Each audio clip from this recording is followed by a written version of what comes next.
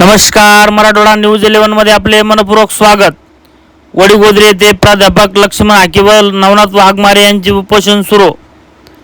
जालना जिल्ह्यातील वडीगोद्री येथे ओबीसी आरक्षण बचाव समितीतर्फे मागील 5 दिवसापासून उपोषण सुरू आहे। उपोषणकर्ते लक्ष्मण हाके व नवनाथ वाघमारे यांची तब्येत अन्न पाणी सोडल्यामुळे दिवसेंदिवस खालावत चालले आहे। ओबीसी समाजाची अशी मागणी आहे की सरकारने ओबीसी आरक्षणाला कोणत्याही प्रकारचा धक्का न लावता ज्याप्रमाणे एससी एसटीला सवलती दिल्या जात आहे त्याचप्रमाणे ओबीसी समाजाला सुद्धा सवलती दिली जावे अशी मागणी उपोषणकर्त्यांनी केली आहे। या उपोषणाला भेट देण्यासाठी आज महाराष्ट्रातील कानाकोपऱ्यातून ओबीसी समाज बांधव एकवटला आहे।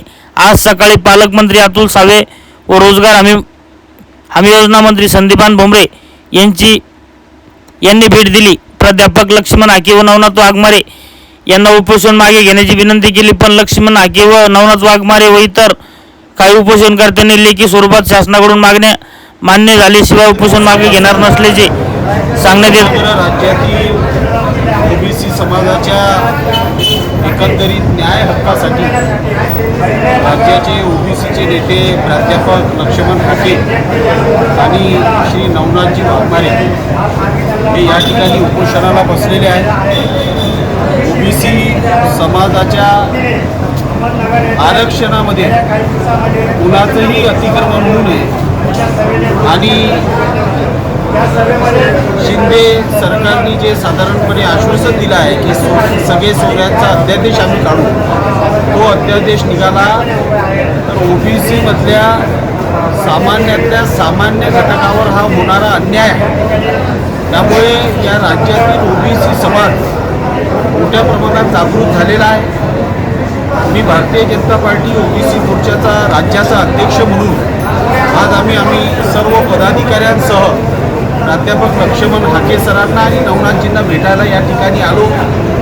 त्यांचं म्हणणं या ठिकाणी ऐकून घेतलं आणि निश्चितपणे भारतीय जनता पार्टीची सुरुवातीपासूनची भूमिका ही ओबीसीच्या समर्थनार्थ राहिलेली आहे।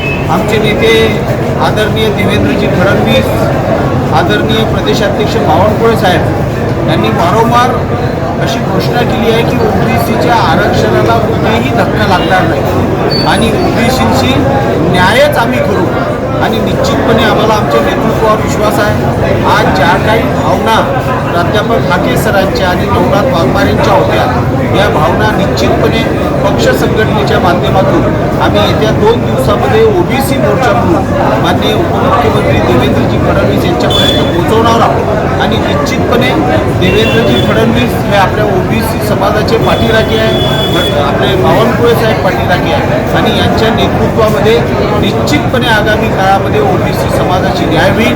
ओबीसी समाजावर 1% किंवा 0.0% अन्याय होणार नाही याची आम्हाला विश्वास आहे आणि निश्चितपणे मी या ठिकाणी हाके सरांना पण विनंती केली की आपण सुद्धा चर्चेच्या माध्यमातून या संदर्भात ओबीसी समाजाला न्याय मिळवून देण्याचा प्रयत्न करावा आणि निश्चितपणे हाके सरांनी सुद्धा या सगळ्या बाबतीमध्ये सकारात्मकता दर्शवली।